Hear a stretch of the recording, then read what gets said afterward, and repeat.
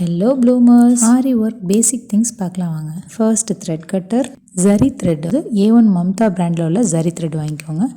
இது silk thread. இது வந்து லோட்டஸ் ஆர் டபுள் பெல் பிராண்டில் வாங்கிக்கலாம். அப்புறம் தையல் தைக்கிறதுக்கு யூஸ் பண்ணுற நார்மல் நூல் கண்டு ஒன்று வாங்கிக்கோங்க.